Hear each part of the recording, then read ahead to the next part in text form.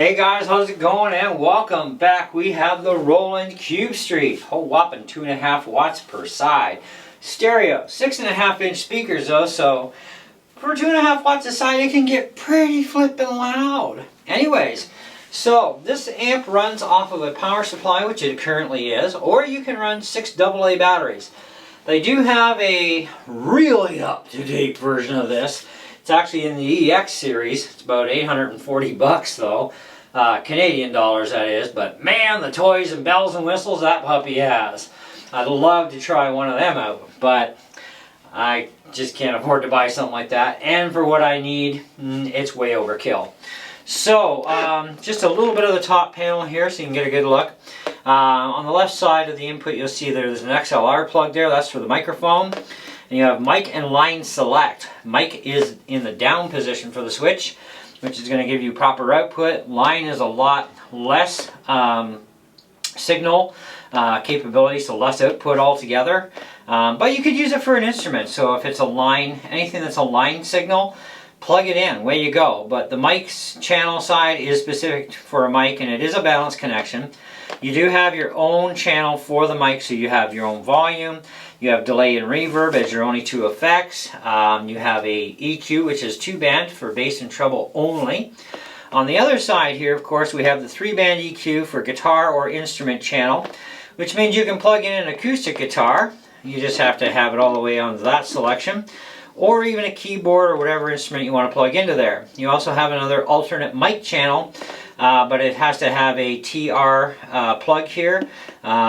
I would imagine a TRS plug would also work, but it wouldn't be balanced signal. Either way, instrument or a microphone. So if you wanted to use just 2 mics with this thing and run your stereo auxiliary input for an MP3 player, you could have your own little karaoke deal going on. It does have a stereo headphone jack as well, which could also be used as a record out. On the back of the amp, which we're not going to flip it around, but it does have, of course, the battery compartment for 6 AA batteries, which apparently get up to about 15 hours of runtime. And there's 2 jack inputs so that you can separately control the effects for the mic side, and the other one for the effects on and off on the instrument side. We also have a few different modeling amps. We have a JC Clean, a black panel, Brick Combo, Classic, R-Fire, and the Acoustic Sim. Now the Acoustic Simulator, of course, well, we're going to show you, but trust me, you're not going to want to use it because it sucks. But we're going to let you hear it anyhow. Separate gain and volume here as well. Now I like a bit of reverb, but we do have chorus, flanger, phaser, tremolo as well. Delay and reverb are on this side, so each side of the dial, so you got to pick one and that's what you get for that one. But anyways, so let's hook this in and give you guys a bit of a listen. And I'm gonna have to do one of my own songs. You know how YouTube is, you know, they're pretty stringent when it comes to that whole artist thing. Now we'll give this a little more guitar.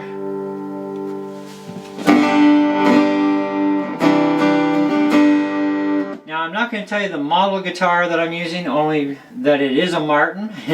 It's a new one to my collection because I already have a Martin GPC11E.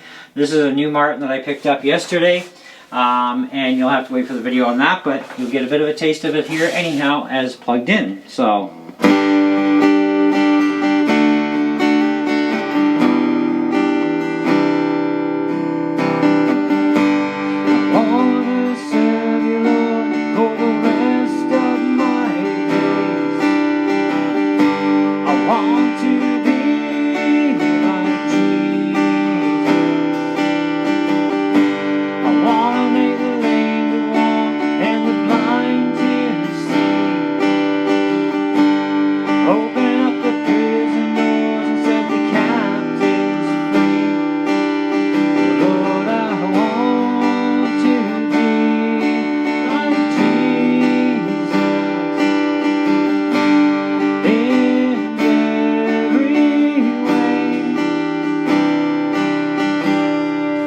Probably do with a little bit less guitar. I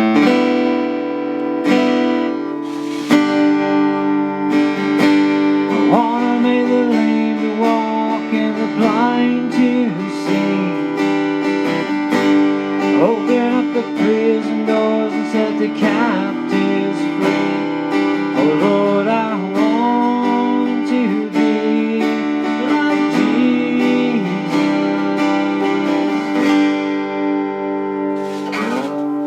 So for something that is apparently 2.5 watts per side, it's pretty loud in here. I mean, you're only getting a small sample of whatever my mic from my camera picks up, and that camera and the mic is only 2 feet from the amplifier. This way you don't hear too much of me other than through the amp, and of course the guitar, you're going to hear like 98% of that sound is just coming from the amp for the guitar. And yeah, it's got a pretty good sound. I mean, for an older version amp, it's really decent. I really like it. Got just a bit of reverb there. Check, check, check. Just a bit of reverb there. Works for me. Anyways, we do have other effects, obviously, like our chorus.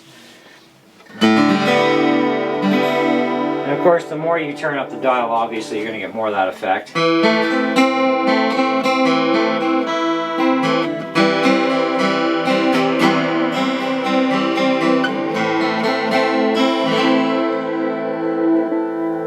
Flanger.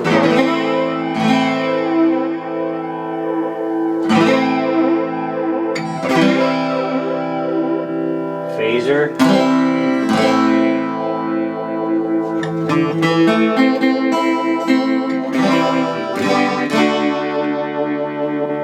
Tremolo.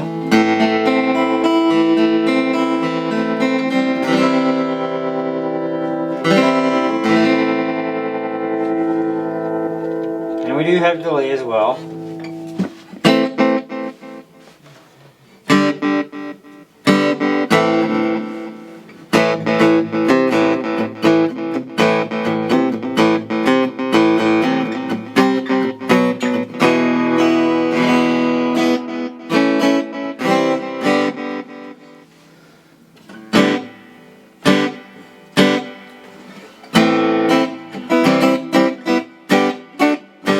Now this thing also has a built-in tuner, and you just dial in for each note that you want individually, one at a time, which works off here. So this would be our low E string. We'd hit the tuner, cuts off the signal so you can tune in private.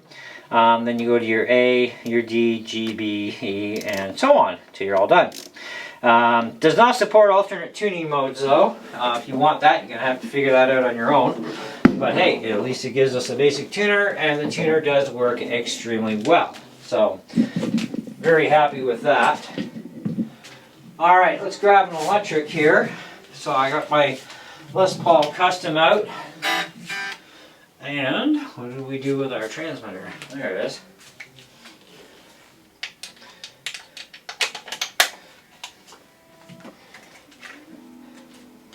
So when you're on the instrument channel, this allows you to have an acoustic guitar in there, even just an electric guitar, because it's not a acoustic preamp in this at all, okay? So it's like running a regular PA amp is basically what it is when you're in that mode. But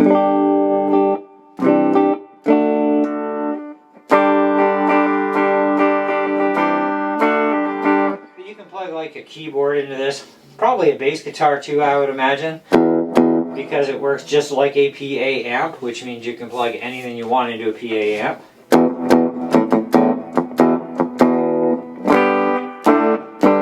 And of course my EQ is always set at 12, it's the way I like it. JC Clean.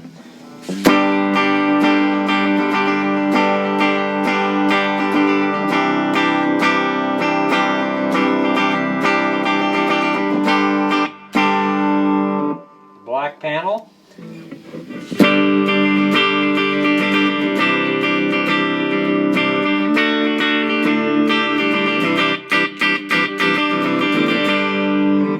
Brick combo.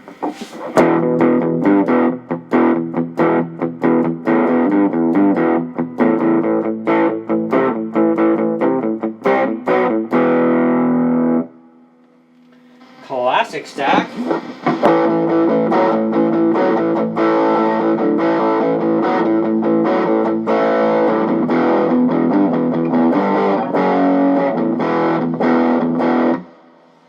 R fire.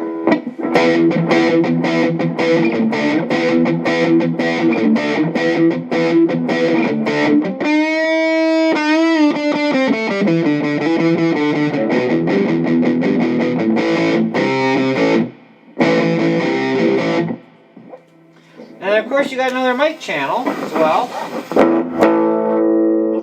Get pretty obnoxious because you're using a mic channel and it's got a lot more output. Okay, so this is the acoustic simulator I told you guys about.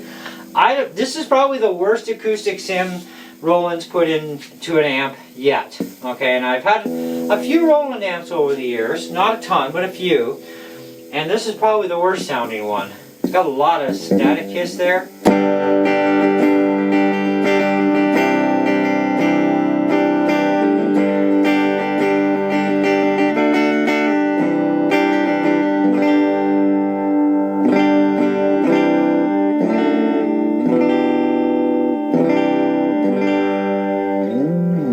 Definitely not one.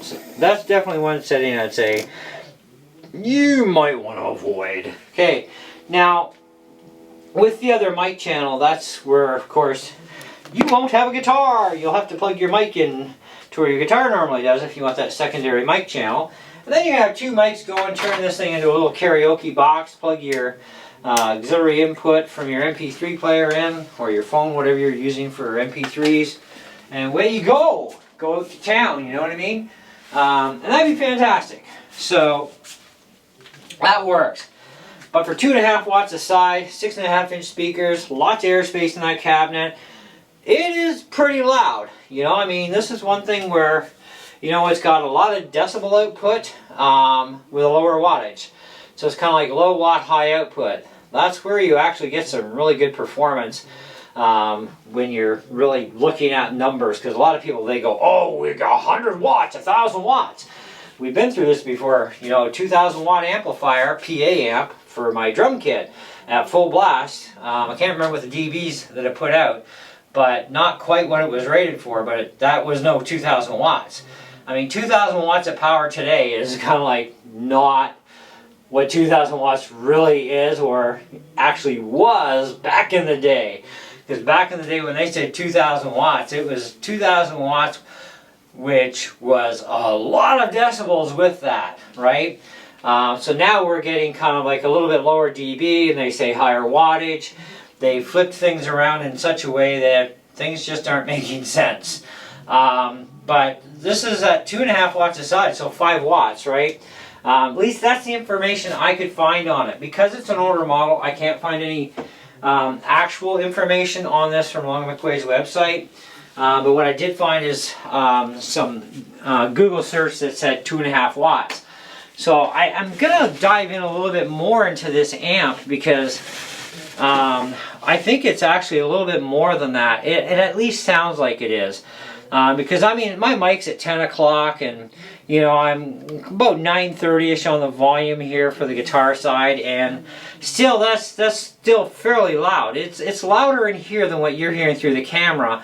And the microphone for my camera, which is a condenser mic, which picks up really nice and good quality, it's only about 2 feet from the speakers, so you know, it's kind of like, wow, you know, yeah, but in here, just what I hear in here, you know, even with the vocal side, that's got a lot of output there. So, I mean, for busking on the street with this thing, it'll work really well.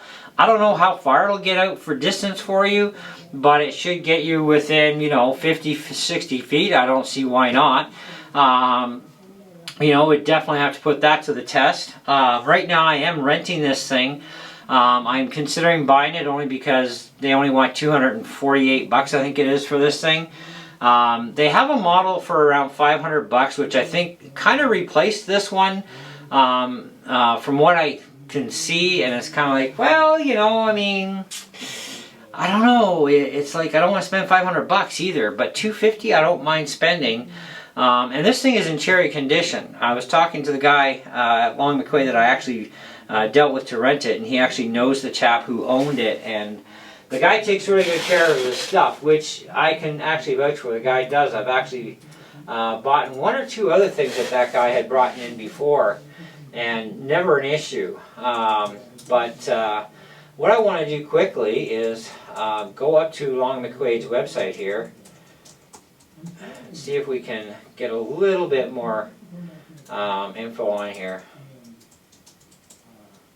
Maybe just Roland amp. Okay, so we're looking for the back. See the Cube Street 2. Now, this is Cube Street. Let's just check the specs here. So we got 5 watts times 2 for the Cube Street 2. So that makes sense at 2.5 watts, which is what I read online for the Cube Street. But even, you know, a 10 watt model at 5 watts per, and it's a cube wedge. Let's take a look at the back panel. See the back panel, see this is different. The Cube Street 2, it has USB connection, it's got a Bluetooth connection, it's got, it's got like looper, guitar, mic, switch, line out. So it's got a lot more features to it. It's still running off AA's. So this is the information I found on this one actually seems to be pretty much right on there, that would be 2.5 watts per side with the 6.5 inch speakers. And the new one that replaced it, the Cube Street 2, it looks identical to the face, but when you look at the top panel, they've actually added more amp models in. They've added, they did actually add a looper in. Okay, they've got a harmony area. Oh yeah, they've definitely added some bells and whistles to the newer one, and that's only $534. And they have a demo model for $499. Now, of course, this is in Canada at Long McQuaid. You know, like I was saying, wattage and wattage output and dB are two complete different entities, and you need the decibel output, which this thing, I have had it up a little bit louder in here, even on the guitar side, and a bit louder on the mic before feedback. And it's quite loud. It is really loud. So, I mean, for everything I'm going to use it for, like garage parties, the deck parties, it's going to work perfect for, you know. I could even, if I wanted to, I could actually use this in church if I wanted to, and it would be more than enough for the church. And we do have a rather large sanctuary, and I know for a fact this thing would get out really good in the church without any issues. Now the microphone I was using was actually a Shure SM58. It's just, you know, a little bit up there from the SM57. This is a specific vocal mic, a little bit different than the 57. Basically, it's a 57 in a bit of a different casing is what I was told about the SM58. But the connection points, though, for everything, like this is XLR is what I'm using, but it also has the TRS, or you can use TR if you wanted to, if you had an unbalanced mic, like a PGA-48. You could run, usually PGA-48s, they're good vocal mics. I actually have one. They come normally with an XLR to TR plug, which you could plug into this input or into this input, because you do have the secondary mic channel over here, so you can run 2 mics, and then, you know, like I said, turn into a karaoke machine if you want to, kind of thing, right? And then you'd have, you know, your control over your EQ. Now, as far as sound output, you would have no volume control with the auxiliary in other than whatever your MP3 is putting out. So this is kind of like a fixed output that is determined by sound level, of course, where your volume is sitting on your phone or whatever you're plugging into it for like your MP3s or whatever, CD player, whatever you have. For acoustic guitars, it's not an acoustic preamp. It's just, it turns it into like a PA amp is what it does, right? This way you can plug in an acoustic guitar to it. You can plug in a keyboard. Same way you would with any powered PA speaker. Right there, that's what you got. And of course you can do the same with this side. You've got the microphone, which, like I said, TRS or XLR. I choose the XLR myself. And but when you go to the line section, now the line section is going to have a different output on it, and you use whatever for your line device that's going in, something that runs on line level, okay, which, you know, it could actually be a guitar, but then you're going to have a lot more, you're going to need more of a preamp signal to get anything out of there if you wanted to have like 2 guitars in here. Or say maybe you're fine with the guitar on this side, then you put it on line, because that's where you'd want it anyways, not on the mic side with a guitar. Be like way too nasty, and it would probably start to distort really quick. But then you've got delay, reverb, 2-band EQ, and that'd be great for your guitar side. But then on this side, you could switch this over to the mic. full 3-band EQ for better dialing into your vocals. And then you can put a chorus effect on your vocal, or a phaser, or tremolo, whatever. Or you could still use the reverb or a bit of delay on your voice. Because here you've got delay and reverb for your voice. And that's all they give you. So it does have a lot of flexibility to it, which is really nice. And what I do also like about it is the fact that it can also run on 6 AA batteries, which they say can get up to 15 hours of runtime. And that's actually pretty good for, but that, I mean, that's either using really good quality rechargeables with high milliamp ratings, or you use like Duracells or Energizers. Duracells or Energizers, definitely you're going to see closer to that 15 hours than you would out of rechargeables. Rechargeables they're good, but because they lack voltage, they compared to an alkaline battery, they actually die out quicker. So it's kind of the nature of rechargeable batteries. Does have a steel screen mesh on it, which is nice too. So I mean, the thing will take a beating. It's Roland / Boss equipment, right? So it's designed to work. And work hard for you. So I think it would be really good, like if you want coffee shops, or you play at your Legion, or like I said, even in your church, even if you have a small church or a bit of a larger church. We're not talking pro cathedral size, so forget it. It's a little too small for like a pro cathedral if you're a Catholic. But smaller churches, certainly. Our church sanctuary, I would say it's somewhere about 70 feet in depth from the stage to the sound booth. Our widest point is probably pretty close to that 70 as well, with the narrowest being somewhere around 50-ish kind of thing. But we have extremely tall ceilings too, and the way our stage to our sanctuary is built, it's kind of like a speaker, right? You got the back of the cone, that's us, and then we go boom out to the audience. So you don't need a ton of power in that case. Like we don't even use, I don't even think we're even using half of the potential power of our sound system as it is. And we get out extremely well for our full worship team. So, but I mean, busking, busking on the beach. I mean, hey, batteries, right? Take a wireless set or your cable for your guitar, whatever. Your microphone is going to be, on a cable. Do your busking, farmers markets or just on the beach, whatever. I think these things are really great for that. And backstreets are marketed for the purpose of busking too. So benefit, right? If you go to their top of the line EX model, right now that one it's got even more bells and whistles than the Backstreet 2, and also has a rechargeable battery pack as well, but it also has way more to offer. But I mean, you're still talking $840, but 50 watts of output compared to the Backstreet 2 at 10, and this one's basically at 5, right? And even at 5 watts, it's amazing how loud this thing is and how nice a sound it is, even for a 5-watt amp. And we're not even running at full blast in here. And if I do end up buying this thing, guys, the first opportunity I get to do some full blast work for you guys with this thing, I will definitely do that. Acoustic simulator, though, it sucks. I would say if you've got like a pedal board like an ME80 or a GT1, or maybe you've got some other kind of a board that has an acoustic simulator, or maybe you've got a Boss acoustic simulator like the pedal, that pedal is going to be way better quality sound than what Boss did for the presets for the acoustic sim in this, because this simulator, actually, I don't like it, it sucks.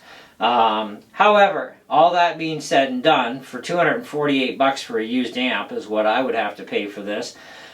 These I've seen selling on Marketplace from $200 to $250, which is kind of an average. You might find one for $100, $150, if the guy just wants to ditch it. And it depends on the condition too, right? You got to look at condition. This is actually in cherry condition for $248, and I'm really super tempted. I'm really seriously considering it, because I probably won't find another one like this in that kind of price range for a while. Like, I would love the Backstreet 2, but there's none of them out there for $250 right now for the Backstreet 2. And the only reason I go to the Backstreet 2 would be for all the extra goodies if I knew I would use them. But for me, likely not. So this is more than adequate for my purpose. So I'm likely going to end up buying this, but I will let you guys know, because You know, I've only got a couple more days with this, and it's either rent it again or buy it. You know, because I only rented it for a week. But I wanted to try this out, see how I like it. And I do like it. I honestly do. I don't think it deserves a massive amount of high praise, only because that acoustic sim sucks in it. But the rest of it is fine, and everything sounds good, works good. I have no qualms there, so I have no problem with saying, okay, well, let's put this at a 4 out of 5. I mean, we're dinging it because it's not perfect, and we're definitely going to ding that acoustic simulator. That, like I said, is the worst one I've heard out of a Roland amp yet. You know, so that's kind of where I'm at with that one. However, to each his own. It doesn't even sound like an acoustic sim. I've got an acoustic sim built into my GT1 pedal board. I have an actual acoustic simulator pedal. I can't remember the name of it off the top of my head. It's been a while since I even seen it myself. It's sitting in a box right now. But anyways, that thing does a better job than this. So it's kind of like, well, you know, you pick your battles, right? You know, but you can certainly put a pedal board on this. No problem. I see no reason. Put it on the JC Clean channel if that's the one that you like or whatever for a clean sound. And put your pedal board to her and away you go. Anyways, that's what I got for you guys. Let me know what you guys think. We will definitely catch you on the next video. And so until next time, see ya.